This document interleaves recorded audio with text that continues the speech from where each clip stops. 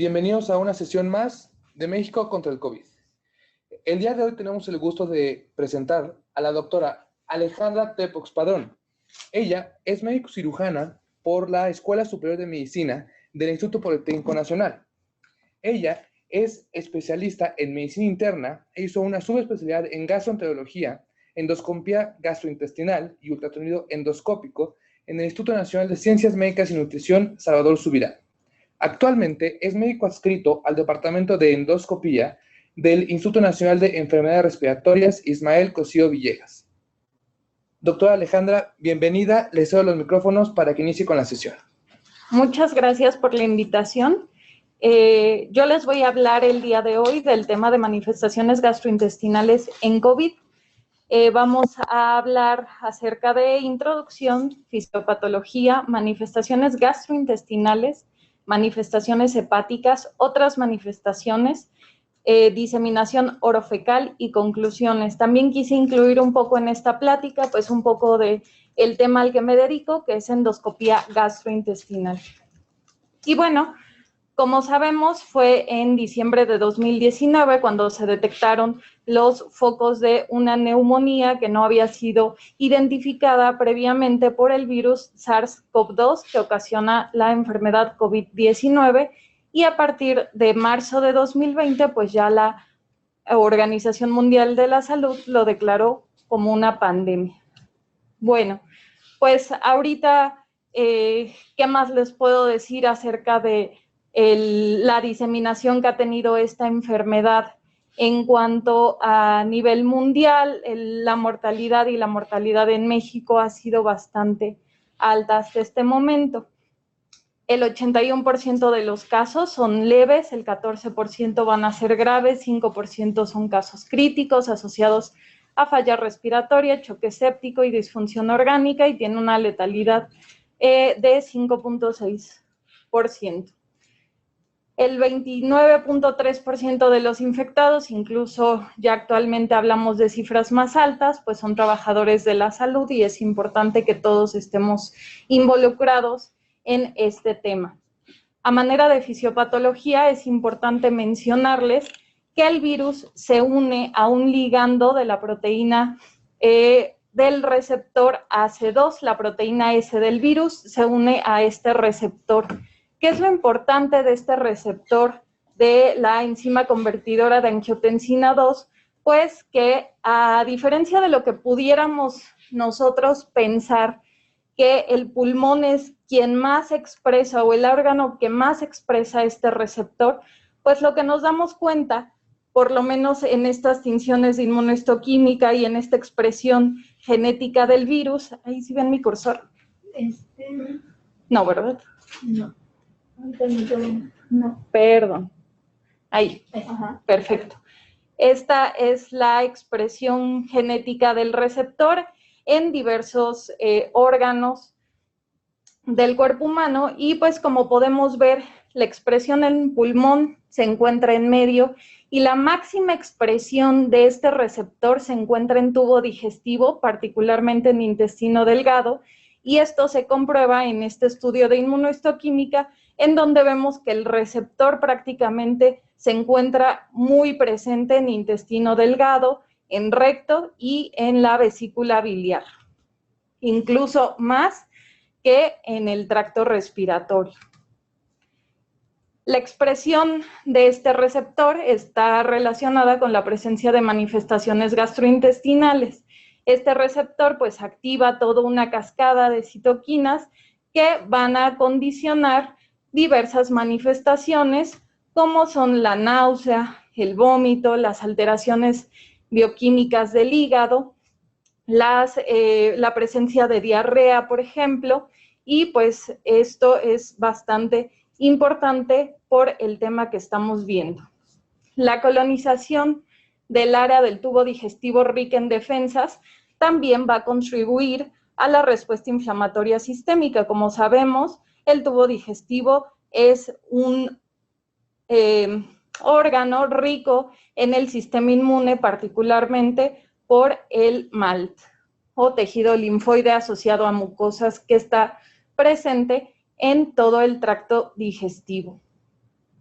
Bueno, pues, ¿qué pasa una vez que el virus llega, se une a este receptor, la proteína S del virus se une al receptor de angiotensina 2? Pues, como les comentaba, pues va a desencadenar una respuesta inflamatoria, la producción de citoquinas, y también va a ocasionar la disminución en la producción de los péptidos antimicrobianos.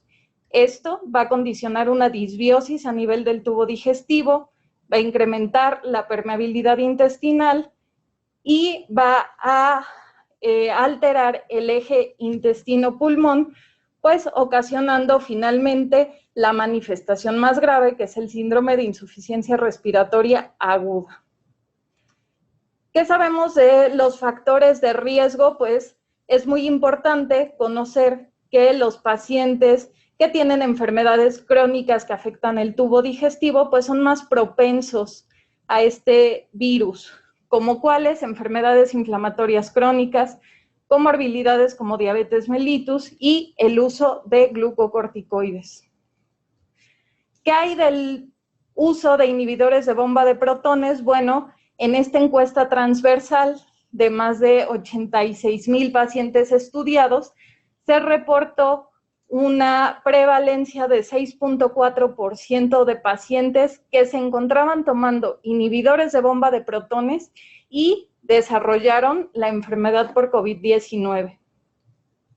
Lo importante aquí es saber que esta infección o el riesgo de desarrollar esta infección es dosis dependiente. Pacientes que tomaban una vez al día el inhibidor de bomba de protones, pues tienen un odds ratio de desarrollarlo de 2.15, y aquellos que toman 2 veces al día el inhibidor de bomba de protones tienen hasta un 3.7% de odds ratio o de aumento en el riesgo de desarrollar esta enfermedad. Es importante mencionar que el uso de los inhibidores H2 no está asociado a mayor riesgo de la enfermedad. ¿Qué hay de la enfermedad inflamatoria intestinal? Bueno, pues ya por diversos estudios se sabe que la prevalencia es similar a la de la población general. Sin embargo, el uso de glucocorticoides en estos pacientes puede aumentar la gravedad, y estos pacientes habitualmente son tratados con inhibidores de TNF-alfa y pues no parece haber una asociación con el uso de este tipo de medicamentos y el aumento en el riesgo. Como sabemos, el virus puede dar manifestaciones no gastrointestinales como son fiebre, tos, estornudos, malestar general, dolor de cabeza y la dificultad respiratoria en los casos graves. De las manifestaciones gastrointestinales que vamos a tener va a ser la náusea y el vómito, que es la principal manifestación que van a presentar los niños, la diarrea, que es la manifestación más común, el dolor abdominal, que se asocia a pacientes que presentan una infección grave, al igual que el daño hepático, y la anorexia, siendo el síntoma más común en los adultos. Otras manifestaciones no precisamente gastrointestinales, pues como ya sabemos, es la pérdida del olfato y del gusto. En este estudio retrospectivo de 206 pacientes en la población de Wuhan con un promedio de edad de 62 años, pues estimaron la frecuencia de enfermos con COVID-19 con y sin síntomas digestivos, y lo que podemos ver es que la presencia de síntomas respiratorios más síntomas digestivos es la mayor parte de la presentación de los pacientes. En los pacientes con síntomas respiratorios, un 42% no presentan síntomas digestivos, y aquí viene algo muy importante, que un 3% por lo menos de esta población desarrolló síntomas digestivos sin desarrollar síntomas respiratorios. En este metaanálisis podemos ver la prevalencia de las manifestaciones gastrointestinales y hepáticas en estos pacientes. Fue una corte de más de 10,000 pacientes, y lo que vemos es que ellos lo dividen de una corte global, aquellos estudios que se hicieron en China y aquellos estudios que se hicieron fuera de la población china. Y lo que vemos es que en general la presentación de diarrea se encontró en un 7.7% de los pacientes, siendo más frecuente esta presentación fuera de China, incluso llegando a ser de un 18.3%. Náusea y vómito, muy similar, 7.8%, siendo más frecuente fuera de China. El dolor abdominal, en un 3.6%, siendo más frecuente en población fuera de China. Y las alteraciones de las pruebas de función hepático, en particular la hipertransaminasemia, se encontró en un 15%, y como podemos ver es muy similar en China, 14.9%, pero fuera de esta población llega a ser tan alta como del 20%. La elevación de las bilirrubinas también se encontró en un 16.7% de los pacientes. ¿Qué hay de los estudios mexicanos? Bueno, pues en este estudio recientemente publicado en la revista Gastroenterology del grupo de Veracruz, se evaluaron 112 pacientes con este promedio de edad, 73% hombres, las comorbilidades similares a los que ya conocemos nosotros en esta enfermedad, y de los síntomas no gastrointestinales, lo más frecuente fue fiebre, tos, cefalea, y tuvo una mortalidad de 2.6%.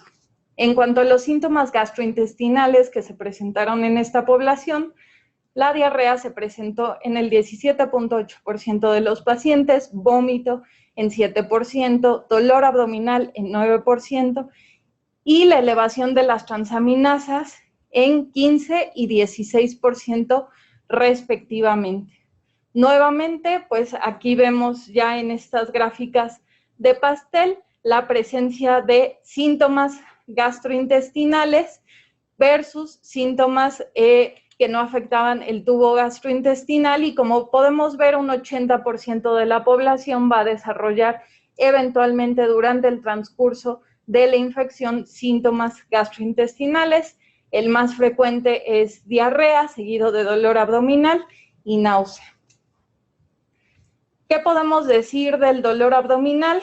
Que puede presentarse de diferentes formas, como una epigastralgia, como un dolor tipo cólico, como un disconfort abdominal, pero incluso hay reportes de casos en donde se ha descrito un dolor similar a un abdomen agudo, que incluso llega a hacer que los pacientes sean sometidos a procedimientos quirúrgicos blancos, particularmente apendicectomía.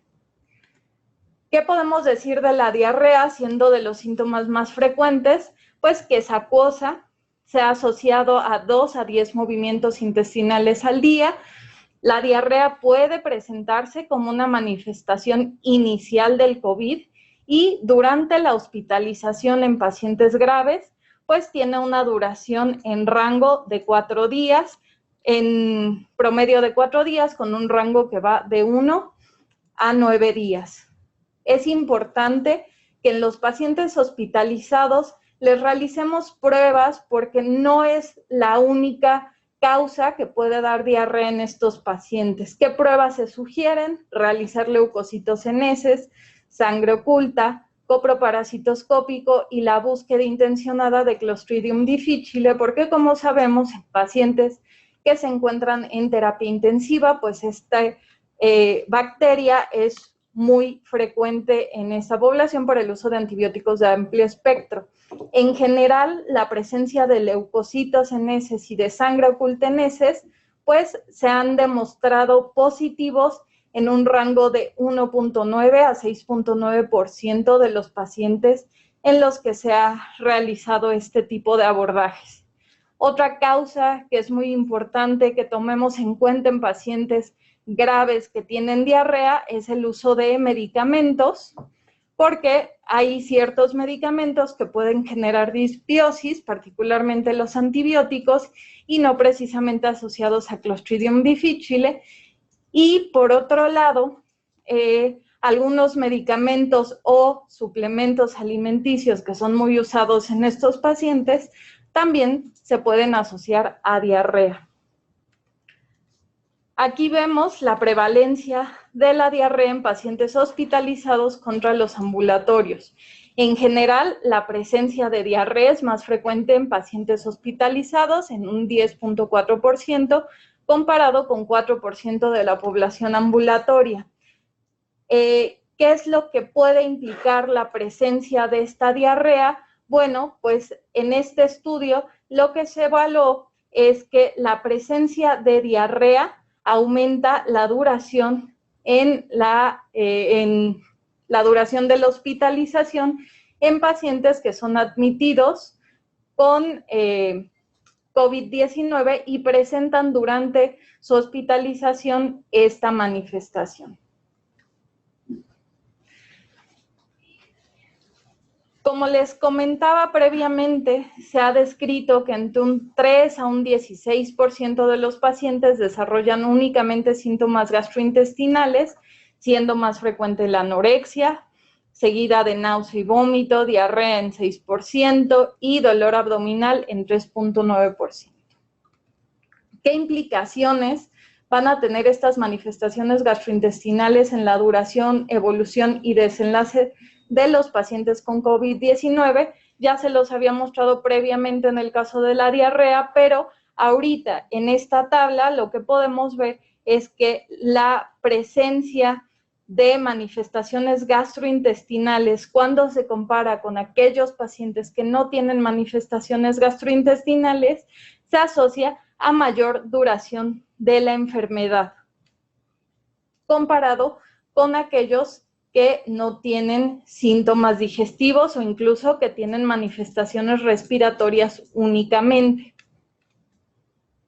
En relación a la presencia de los síntomas gastrointestinales y la gravedad de la enfermedad, en este metaanálisis de 17 estudios, en donde se evaluaron 2.477 pacientes, pues lo que vemos es que la población que presenta diarrea prácticamente no hay una mayor gravedad de la enfermedad. Náusea y vómito tampoco está asociada a mayor gravedad, pero sí lo es el dolor abdominal. En cuanto a los desenlaces de los pacientes con COVID-19 y síntomas gastrointestinales, en este estudio retrospectivo realizado en una población en Nueva York de 274 pacientes, pues lo que podemos ver es que la presencia contra la ausencia de síntomas, pues sí está relacionada con la necesidad de admisión hospitalaria o la admisión a terapia intensiva. Cuando está presente, pues parecen requerir mayor admisión hospitalaria comparado con cuando está ausente. En cuanto a las manifestaciones hepáticas, estas se presentan en un rango de 16%, pero pueden llegar a ser tan altas, dependiendo de la serie que consultemos, de hasta 53%. Lo más frecuente es las alteraciones de las aminotransferasas, que nos traducen un patrón hepatocelular, alteraciones en las bilirrubinas, que habitualmente se asocian a un patrón colestásico intracitoplasmático. ¿Esto qué quiere decir? Que no es un patrón colestásico obstructivo. No hay una obstrucción de la vía biliar, pero hay una congestión a nivel de los canalículos biliares y eso hace que se empiece a acumular la bilirrubina dentro del hígado y nos da este patrón. Otra de las manifestaciones que tienen estos pacientes es la hipoalbuminemia. Como sabemos, la albúmina es un reactante de fase aguda, pero es un reactante negativo de fase aguda. Entre más inflamación haya, más baja nuestra albúmina. Y otra manifestación importante también en estos pacientes es la presencia de coagulopatía. La presentación puede ir desde una hepatitis leve a moderada hasta una insuficiencia hepática aguda. A nivel histopatológico, lo que se ha encontrado es estatosis microvesicular y hepatitis con actividad lobulillar y portal. En este estudio, que evaluó 99 casos con la enfermedad, un caso grave presentó una elevación de transaminasas tan alta que va en los rangos de los 7.590 a 1.445 ALT y AST respectivamente. El resto de los casos fueron no graves y lo que podemos ver es que la elevación de AST se encontró en 35%, ALT en 28%, la albúmina baja como reactante de fase aguda negativo fue del 78% y la elevación del dímero D en 36%. ¿Qué hay de estas manifestaciones hepáticas como predictores de severidad y mortalidad? Bueno, pues en esta tabla lo que podemos observar es que los pacientes que se presentan con alteraciones en las transaminasas tienen mayor necesidad de estancia en terapia intensiva y algunos otros pacientes o algunos otros estudios han evaluado estos mismos factores como predictores de mortalidad. En este caso, pues la elevación de las transaminasas, también la disminución en la albúmina predice mortalidad, la elevación de las bilirrubinas, la elevación del dímero D, pues son factores que se han asociado a mayor mortalidad en esta población de pacientes. En este estudio muy importante, publicado en Lancet, 191 pacientes, una ALT por arriba de 40 unidades internacionales se presentó en 48% de los pacientes que murieron. Entonces, como vemos, las manifestaciones hepáticas lo que finalmente nos traducen es gravedad. Este daño hepático se asocia a mayor riesgo de necesidad de admisión hospitalaria, necesidad de estancia en unidad de cuidados intensivos y muerte con un odds ratio de 2.73, con un intervalo de confianza que va del 1.19 al 6.3%. En cuanto a los mecanismos que hay de daño hepático, pues lo más importante es este síndrome de respuesta inflamatoria sistémica, la liberación de citocinas, pues va a utilizar al hígado como un órgano de choque. También estos pacientes, por esta misma respuesta inflamatoria sistémica, la tormenta de citocinas de la que tanto se ha hablado en esta enfermedad, pues tiene a los pacientes en condiciones hemodinámicas bastante graves. Habitualmente son pacientes que llegan chocados, que requieren vasopresores, que requieren transfusiones por presencia de hemorragias digestivas y pues finalmente también este estado de choque o este estado de hipoperfusión va a desencadenar una hepatitis isquémica o lo que se conoce como hígado de choque. La presencia de hepatopatías crónicas, como por ejemplo el virus de hepatitis B y C, en poblaciones chinas, que es donde más virus B tienen, pues se ha demostrado una prevalencia de un 4% de infección por virus hepatótrofos en pacientes con COVID y esto también puede asociarse a un mayor daño. ¿Qué otro factor es importante en estos pacientes? Pues el daño inducido por fármacos. Como ya sabemos, hay ciertos fármacos que pueden ocasionar daño hepático, en particular, por ejemplo, las cefalosporinas, las penicilinas se asocian a daño hepático en cierto tipo de pacientes, no en todos, no es necesario que los dejemos de usar, pero sí estar alerta si el paciente empieza a desarrollar algún daño hepático o alguna alteración en las pruebas de funcionamiento hepático, sentarnos y ver si el paciente está recibiendo algún fármaco hepatotóxico. En cuanto al daño inducido por fármacos, como les comentaba, Se ha asociado al uso de analgésicos, el más conocido por todos nosotros es el paracetamol. Afortunadamente el daño por paracetamol es dosis dependiente y creo que a ninguno de nosotros se nos ocurriría dar más de 4 gramos al día de paracetamol en un paciente adulto.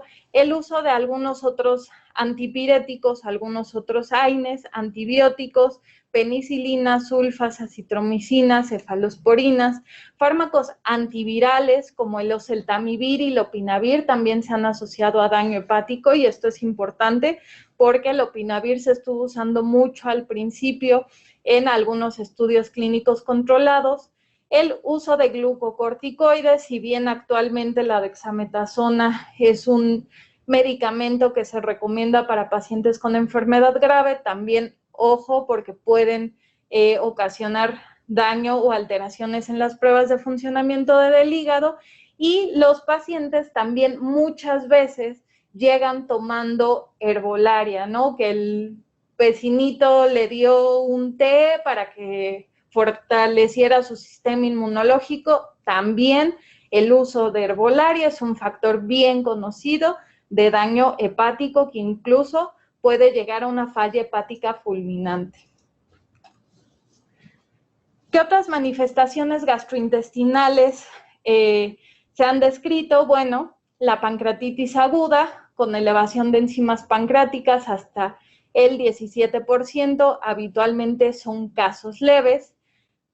Colecistitis aguda litiásica, han habido reportes de casos, y esto es importante que en estos reportes de caso no se ha asociado, o sea, no es causa-efecto, no se ha encontrado al virus en las piezas de patología, pero como sabemos, los pacientes que requieren terapia intensiva son pacientes con alto riesgo de desarrollar esta colecistitis aguda litiásica. Entonces, hasta no saber si es un daño directo del virus o si es por el estado de gravedad del paciente, pues también se ha descrito esto como una manifestación gastrointestinal.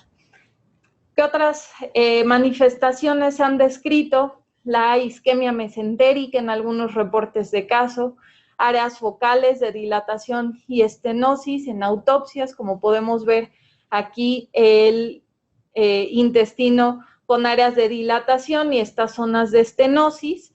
Y bueno, nuevamente, ¿fue el virus el causante de esto? No lo sabemos. ¿El paciente ya tenía alguna enfermedad que lo predispusiera a esto? No lo sabemos, pero en autopsias de pacientes que han fallecido por COVID se han encontrado estas alteraciones. ¿Qué hay del uso de medicamentos para COVID-19 y sus eventos adversos a nivel gastrointestinal? Bueno, pues se estuvo utilizando mucho al inicio de la pandemia la hidroxicloroquina, todavía algunas personas la recomiendan. ¿Y qué puede ocasionarle a los pacientes? Puede ocasionar náusea, vómito, dolor abdominal, diarrea y eventos adversos hepáticos como elevación de aminotransferasas, aunque es raro, pero se puede presentar. Daño hepático asociado a hipersensibilidad, es raro, pero se puede presentar, y es importante que sepamos que también tiene interacciones con enzimas del citocromo. Antivirales como el remdesivir no se han reportado hasta ahorita eventos gastrointestinales, pero sí se ha reportado hepatotoxicidad. En el caso del lopinavir, ritonavir, se asocian a náusea y vómito hasta un 10% de los pacientes, dolor abdominal, diarrea entre un 10 a 30% de los pacientes, elevación de amilasa y lipasa en 3 a 8% de los pacientes, y hepatotoxicidad que va desde una elevación leve de aminotransferasas hasta una falla hepática aguda. Y nuevamente tiene interacciones con las enzimas del citocromo. ¿Qué hay del tocilizumab? Bueno, pues se ha asociado a diarreas en más del 5% de los pacientes que la usan, el riesgo de úlcera gástrica, gastritis, dolor abdominal, e incluso hay reportes de perforación intestinal asociada al uso de tocilizumab, y también pancreatitis. En cuanto a los eventos hepáticos se puede presentar elevación de aminotransferasas, que va de un 22 a un 33%, elevación de bilirrubinas, que es raro, pero también se puede presentar.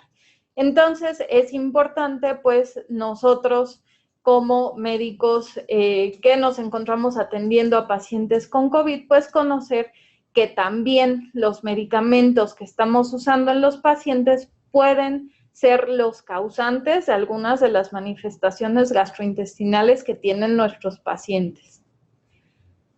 ¿Qué hay de la endoscopía y el COVID? Bueno, pues lo primero que se recomendaba era clasificar a los pacientes de acuerdo al riesgo, si era bajo, si era riesgo intermedio, si era riesgo alto, de acuerdo si estuvieron en zonas de alto riesgo con COVID o en pacientes con contacto positivo por COVID. Sin embargo, ahorita ya en la pandemia, prácticamente todo paciente al que se le realice un procedimiento endoscópico debe considerarse como potencialmente infectado e infectante. Y los procedimientos endoscópicos tienen un alto riesgo de contagio porque no solo generan gotas, sino también generan aerosoles. Tanto la esófago-gastroduodenoscopía, las enteroscopías, colonoscopías, rectosigmoidoscopías, la CEPRE, el ultrasonido endoscópico, manometrías esofágicas y anorrectales y pruebas de aliento son generadoras de aerosoles. Como endoscopistas, ¿qué se debe hacer? Bueno, pues clasificar al paciente, clasificar el procedimiento y tener el equipo de protección personal adecuado.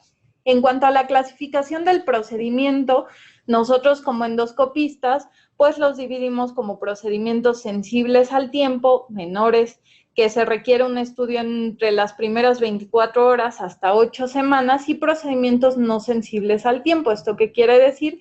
Que no ponen en riesgo la vida del paciente y no es necesario que se realicen de manera urgente. Muchos de los aquí presentes son pacientes que son médicos que refieren a los pacientes a las unidades de endoscopías para realizar algún tipo de procedimientos, y es importante también que ustedes conozcan cuáles son las indicaciones para someter en este periodo de pandemia a un paciente a un procedimiento de endoscopía de tubo digestivo. En el caso de los procedimientos que requieren un tratamiento inmediato para preservar la vida y evitar la disfunción orgánica, son las hemorragias de tubo digestivo, la presencia de colangitis, la obstrucción gastrointestinal o retiro de cuerpos extraños.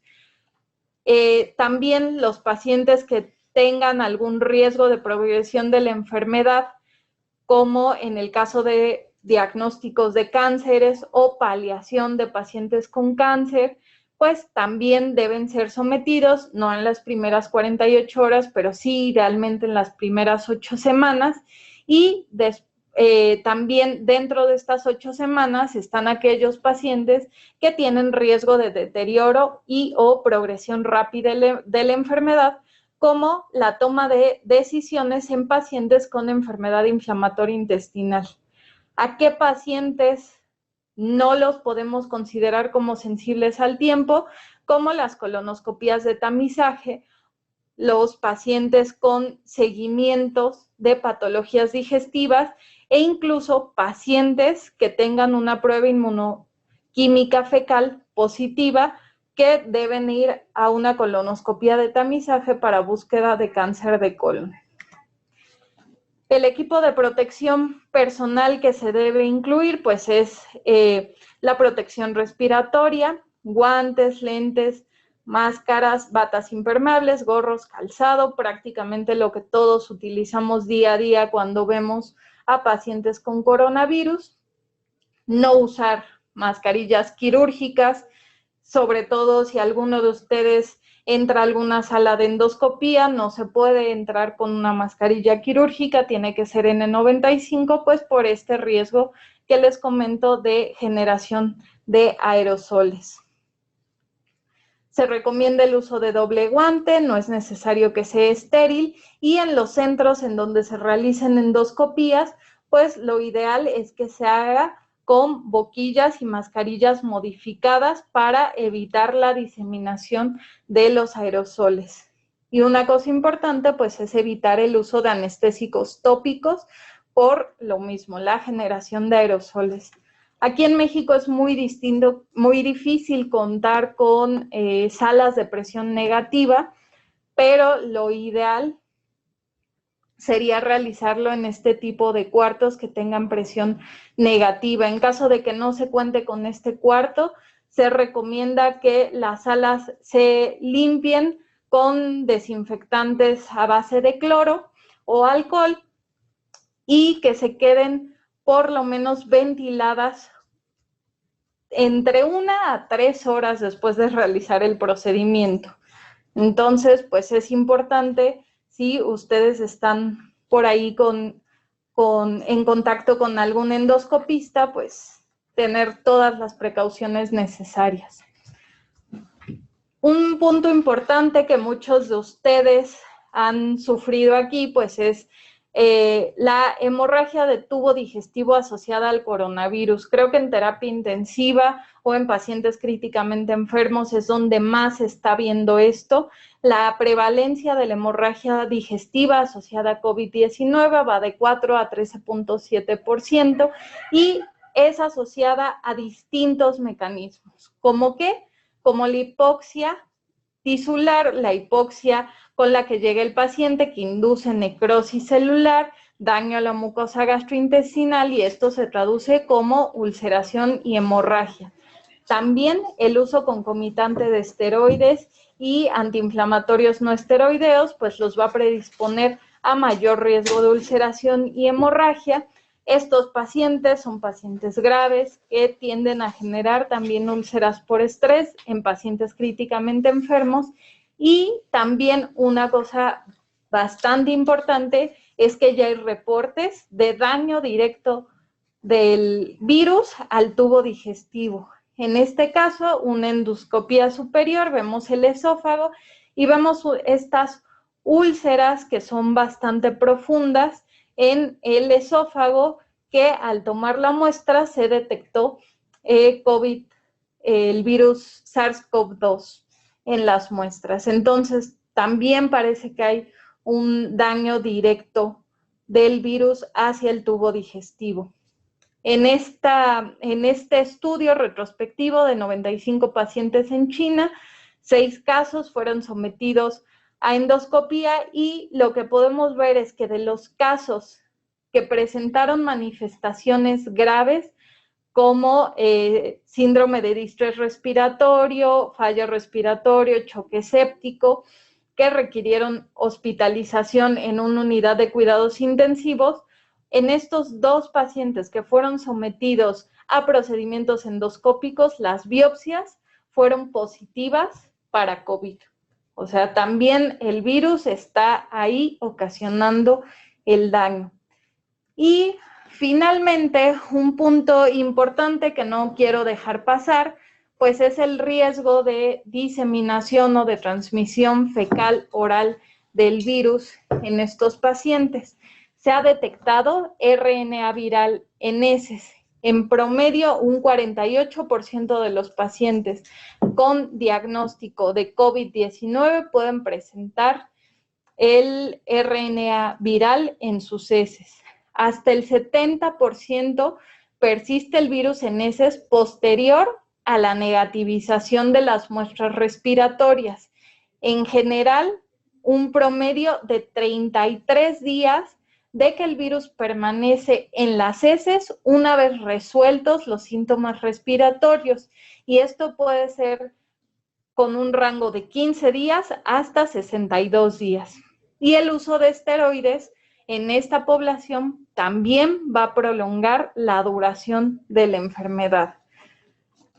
Otro factor importante, pues, es que el uso de sanitarios también es un generador de aerosoles, y si bien no existe hasta el momento ningún estudio que nos haya mostrado que efectivamente hay una transmisión fecal oral, sí es un mecanismo plausible para que el virus se transmita.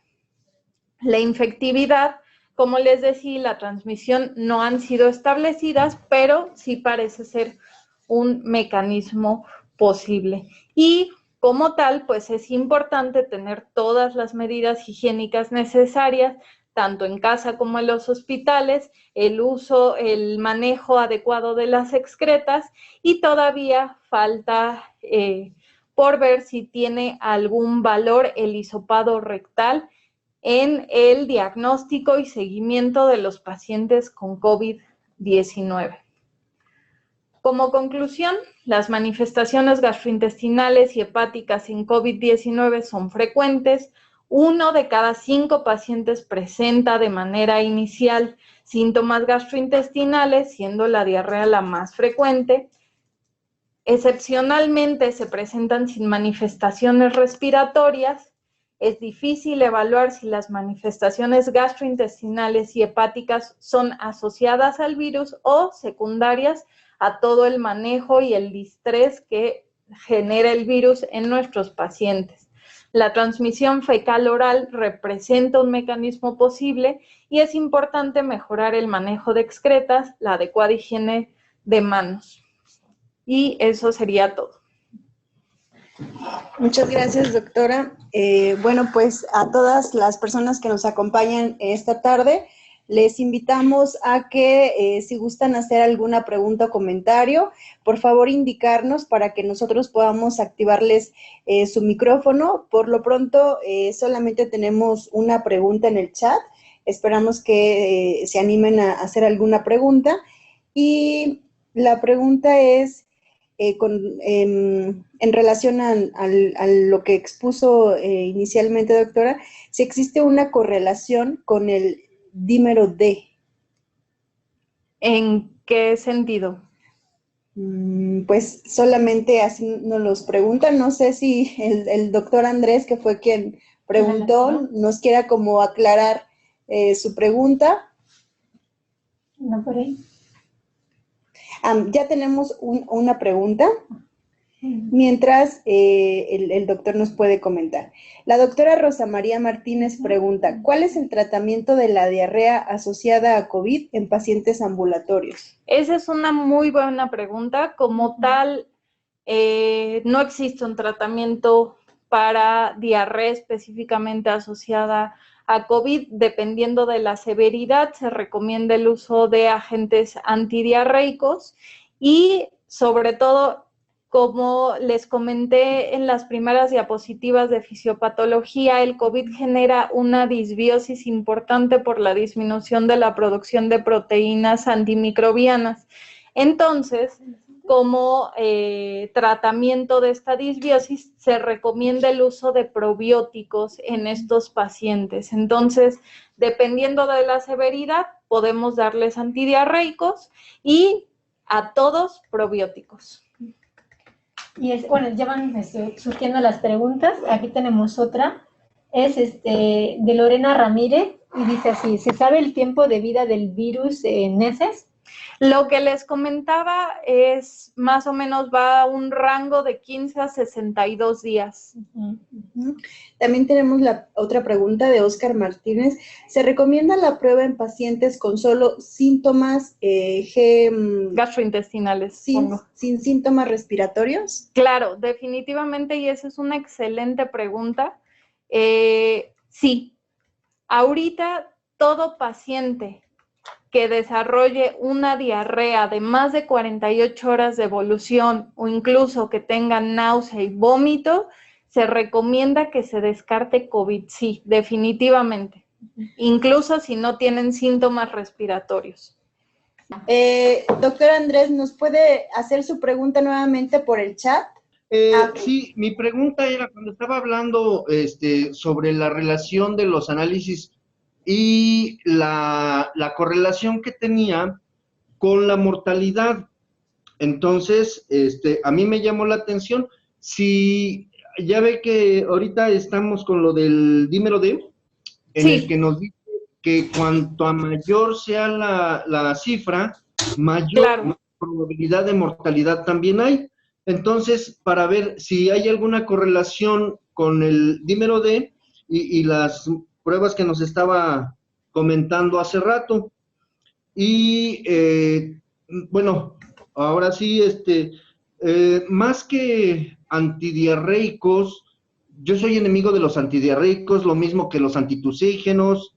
Entonces, yo más que dar algún tratamiento para contrarrestar la diarrea, mejor mantenerlos hidratados, que a fin de cuentas ya el tratamiento se le está dando con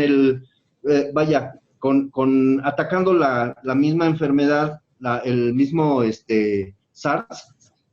Y entonces yo creo que sería suficiente nada más con la hidratación, ahora sí, acorde al grado de deshidratación que pudiera presentar el paciente. Ahí, ahora sí, eso lo podríamos estar haciendo nosotros acá abajo. Por eso así me sacó de onda con lo de los antidiarreicos. Insisto, yo en lo personal soy enemigo de antidiarreicos y antitusígenos. Gracias. Y por cierto, muchas gracias por la información, muy buena. Gracias. Bueno, sí, doctor, no hay ningún estudio actualmente que correlacione los marcadores de severidad de la enfermedad, no solo dímero D, sino ferritina, PCR, todos los marcadores que ya sabemos que son predictores de severidad, no hay ningún estudio hasta ahorita que los relacione con las manifestaciones gastrointestinales. Pero lo que sí sabemos es que las manifestaciones gastrointestinales, en particular la alteración de las pruebas de funcionamiento hepático, sí se relacionan con una mayor necesidad de terapia intensiva y una mayor mortalidad.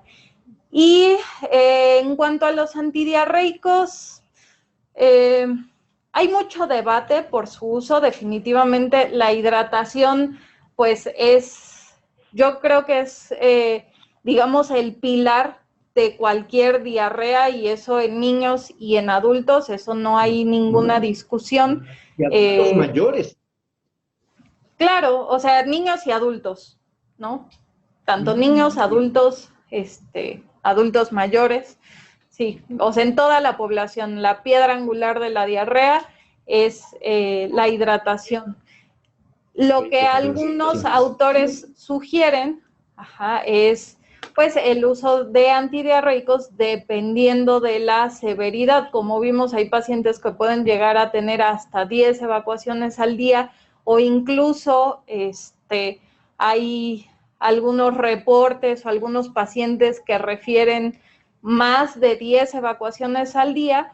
Pues en ese caso no estaría de más, pues parar un poquito tanta pérdida, ¿no? Pero si tiene 2, 3 evacuaciones, definitivamente yo tampoco lo dejaría. Y como les dije, como el virus genera disbiosis, parece que el uso de probióticos es lo que más se recomienda actualmente, pero nuevamente, el pilar del tratamiento de cualquier diarrea es la hidratación. Muy bien. Por cierto, una disculpa que no contesté en el momento, pero es que me llamaron para ver un paciente ahorita, ¿eh?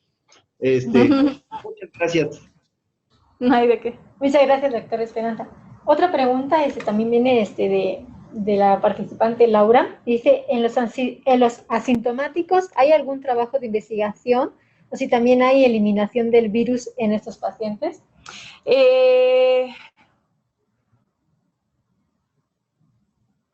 ¿En los que no son asintomáticos? Sí,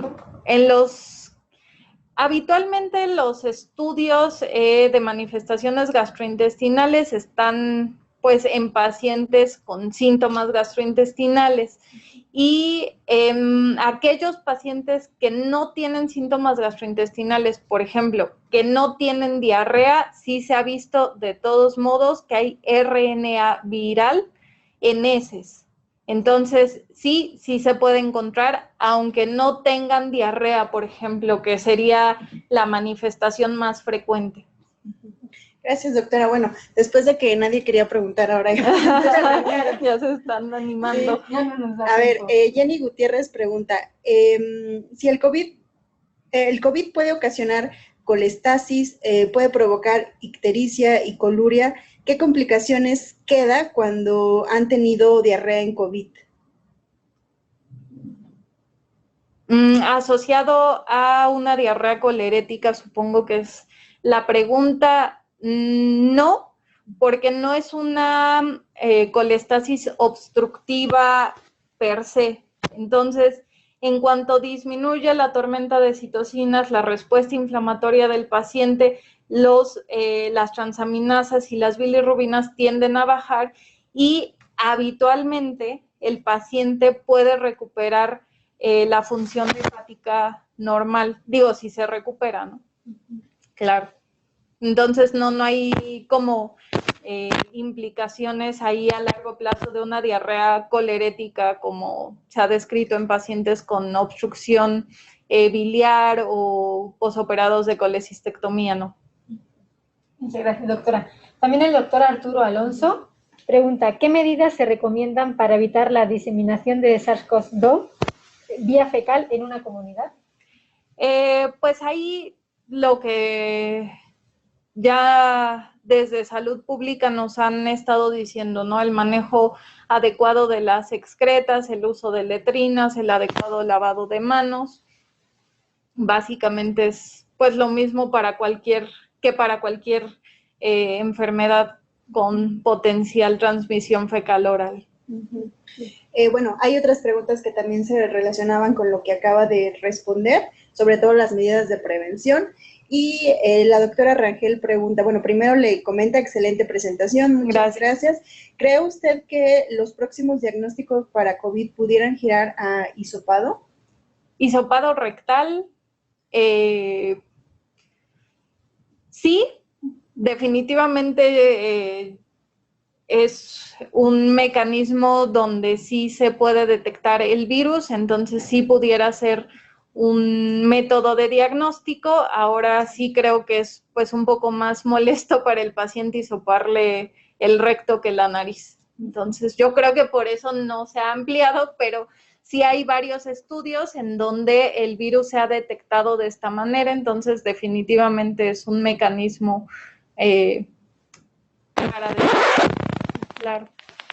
Y también otras, porque vamos como hablando las del chat, Sandra García pregunta, en pacientes con úlcera por el virus, ¿cuánto tiempo tarda en recuperarse y cuál es el tratamiento? Esa es una muy buena pregunta porque se sabe tan poco del virus, se sabe tan poco del daño citopático inducido por el virus que, bueno, y aparte los gastroenterólogos y endoscopistas somos un poco reacios a hacer endoscopías de revisión en estos pacientes, pues por el riesgo alto que tenemos de contagio por la generación de aerosoles. Entonces, han sido reportes de casos y no ha habido como un seguimiento endoscópico para saber a cuánto tiempo ya tenemos un esófago normal o si dejó alguna secuela o algo más. Entonces es una pregunta que hasta el momento no tiene una explicación, pero pues bueno, sí se necesitarán más trabajos para demostrar esto. Sí, también hay como mucha inquietud sobre, por ejemplo, el manejo de las heces. Hay una pregunta en donde nos comentan que si, por ejemplo, estas pruebas se hacen en laboratorio, si los químicos que hacen este tipo de pruebas corren el riesgo de contagiarse. Esa es una muy buena pregunta porque si bien se encuentra el RNA viral en las heces, aún no se ha podido establecer si ese RNA viral se asocia a una carga viral o a la presencia de virus infectantes.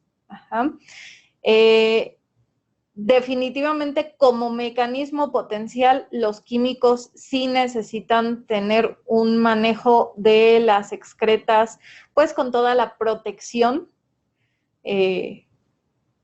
necesaria, sobre todo pues para gotas o si hay alguna generación de aerosoles durante el proceso, definitivamente, pero es una pregunta a la que pues no podemos, o yo en este momento con la evidencia que hay, no puedo decirles sí es una transmisión fecal oral, o sea, sí existe la relación, hasta ahorita no, pero sí es un mecanismo posible. Por eso lo deja así como posible, o sea, tener el cuidado necesario con el manejo de las excretas. Sí, bueno, acá hay bastantes preguntas. Doctora, dado que el intestino es un órgano de nuestro sistema inmunológico, ¿qué nos recomienda para poder fortalecerlo? ¿Pudieran ayudarnos el uso de lactobacilos más en pacientes que padecen de distensión abdominal y gases frecuentes?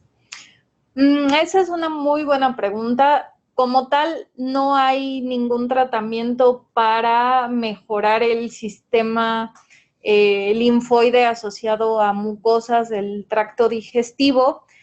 Y los probióticos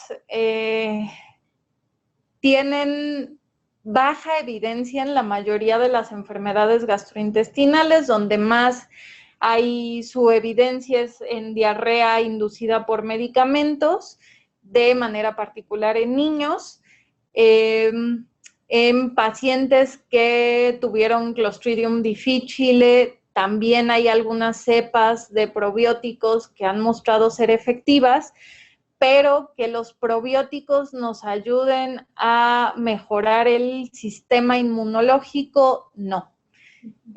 Ahora, si un paciente pues tiene algún dato de disbiosis, como pudiera ser esto de la distensión abdominal y todo eso, los probióticos, la evidencia científica de su uso en esta población es baja, pero son tan inocuos que se pueden intentar. Y hay una pregunta reciente sobre eso, dice, ¿por cuántos días podríamos dar los probióticos? Los probióticos en general se recomiendan por 10 a 14 días. Okay. Y también Jenny Gutiérrez pregunta, ¿cómo saber diferenciar de un abdomen agudo, apendicitis, trombosis mesentérica, con el dolor que COVID puede ocasionar para poder hacer el diagnóstico diferencial o esperar hasta que se tenga confirmado una prueba como tal? Esa es una muy buena pregunta. Lo más importante, porque COVID es un imitador de muchas manifestaciones gastrointestinales, pues es tener los estudios de imagen. Por ejemplo, si hay un paciente que llega con un cólico biliar o con dolor en hipocondrio derecho, con Morphy positivo, pues lo más útil ahí será realizarles algún ultrasonido endoscópico.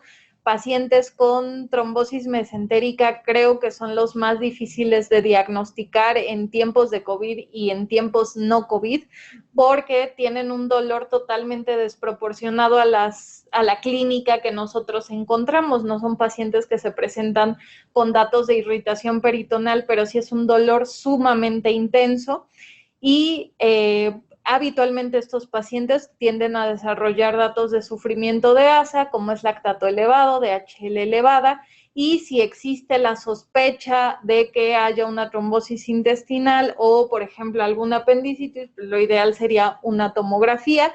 En el caso de trombosis mesentérica, una tomografía, una angiotomografía, y en el caso de una apendicitis, una tomografía idealmente contrastada, y si no se puede una simple, nos puede sacar de muchos apuros para determinar si efectivamente es un paciente que requiere cirugía o que no la requiere. Gracias, doctora. También preguntan, en pacientes con úlcera por el virus, ¿cuánto tiempo tarda en recuperarse y cuál podría ser el tratamiento? Sí, como les comenté, no hay estudios que evalúen en cuánto tiempo se recuperan. De hecho, esa foto que les presenté fue un reporte de caso. Es difícil encontrar pues este tipo de manifestaciones y realmente por patología poder asociarlos al virus. Entonces, hasta ahorita yo no les podría responder, tarda tanto en curarse.